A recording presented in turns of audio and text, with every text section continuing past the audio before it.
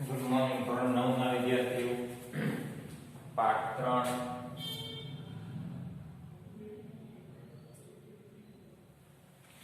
અત્યાર સુધી આપણે જે બે ત્રણ પેજ ભણ્યા છે બધી જ માહિતી હતી પરમાણુઓ વિશેની. હવે આપણે છે માહિતી ભણવાની છે એ અણુઓ વિશેની છે. તો અણુ શું છે? તો કે સામાન્ય રીતે બે અથવા બે થી વધારે પરમાણુઓનો સમૂહ. બહુ સિમ્પલ.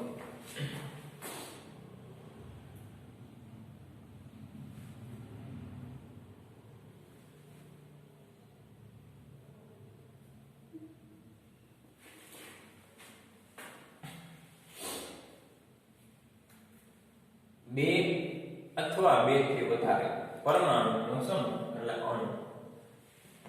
H2O એટલે પાણી.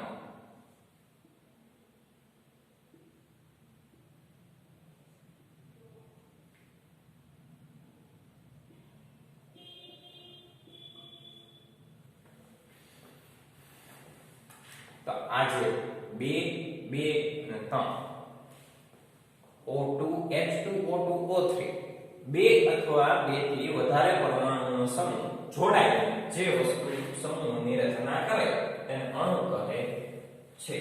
સામાન્ય રીતે બે અથવા બે થી વધારે પરમાણુઓનો સમૂહ એટલે અણુ. બે અથવા બે થી વધારે પરમાણુનો સમૂહ એટલે અણુ એકબીજા સાથે મજબૂતાઈથી જકડાઈને અણુ બનાવે છે. એકબીજા સાથે મજબૂતાઈથી જકડાઈને અણુઓ બનાવે છે. અણુઓના તત્વો કે સંયોજનના મિશ્ર એવા સૂક્ષ્મ કણોને અણુ તરીકે ઓળખવામાં આવે છે. આ બીજી વ્યાખ્યા. અણુઓના તત્વો કે સંયોજનના મિશ્ર એવા સૂક્ષ્મ કણોને અણુ તરીકે ઓળખાય છે. બરાબર? એટલે અણુનું આ વ્યાખ્યા, બીજો અર્થ છે. ખાસ ગુણધર્મ. અણુઓનો ખાસ ગુણધર્મ એક જ તત્વના પરમાણુ અથવા તો જુદા જુદા તત્વોના પરમાણુઓ સંયોજાઈને અણુઓ બનાવે છે. એક જ તત્વના પરમાણુ અથવા તો જુદા જુદા તત્વોના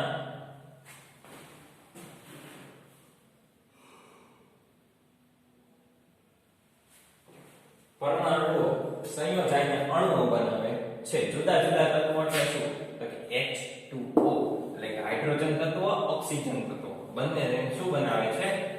પાણી બનાવે છે. હવે આમાં બે શબ્દો આવ્યા. તત્વ અને સંયોજનના મિશ્ર એવા સૂક્ષ્મ કણોને અણુ તરીકે ઓળખવામાં આવે છે. તો પહેલા આપણે તત્વ જોઈ લઈએ. તત્વના અણુઓ શું કહે છે? તો કે કોઈ પણ અણુના બંધારણ રહેલી તેની અણુઓની સંખ્યાને પરમાણુયતા કહે છે. કોઈ પણ અણુના બંધારણમાં રહેલી તેની અણુઓની સંખ્યાને તેની પરમાણુયતા કહે છે. મોસ્ટ આઈએમપી એક વાક્યનો પ્રશ્ન. હવે સર પરમાણુયતા એટલે શું? તો કે આ જે સંખ્યા દર્શાવેલી છે ને એની પરમાણુયતા છે. પછી આની સિવાય કદાચ હાઇડ્રોજન હોય, હેલિયમ હોય, મેં તમને કદાચ પ્રોજેક્ટ પેપર તૈયાર કરવાનું કીધેલો છે. બરાબર છે કે હા ઈ બે બોકાના પનેના ઓ ફોર ની સો સેડ એન્ડ લેન્સિંગ. બરાબર? છેલ્લું જે ઝીંક છે કોષ્ટક નંબર 3.1 ઈ તમારે આખું તૈયાર કરવાનું હતું ચાર્ટ પેપરમાં અને મોડેલ પણ તૈયાર કરવાનું છે. પ્રોજેક્ટ સ્વરૂપે મેં તમને ઓલરેડી આપી દીધેલું છે. બરાબર છે? પછી શું કીધું છે કે સંયોજનના ગુણધર્મ. આ હતા તત્વોના ગુણધર્મો અને આ છે સંયોજનના ગુણધર્મો. સંયોજનના ગુણધર્મોમાં આપણને શું કીધું છે કે જુદા જુદા તત્વોના અણુ એકબીજા સાથે જોડાઈને સંયોજનના અણુઓનું નિર્માણ કરે છે. અહીંયા જો તેની સંખ્યા તત્વોમાં શું હોય છે? તેની સંખ્યા અને સંયોજનમાં શું હોય છે? એકબીજા સાથે જોડાય. એટલે આ હતો આપણો અણુઓનો પોઈન્ટ. અણુ શું છે? તો કે બે અથવા બે થી વધારે પરમાણુઓનો સમૂહ એકબીજા સાથે મજબૂતીથી જકડાય છે. પછી બે વસ્તુનો ઉપયોગ થાય છે, એક તત્વ અને સંયોજન. એનો ખાસ ગુણધર્મ શું છે કે પરમાણુઓ સંયોજાઈને અણુઓ બનાવે છે.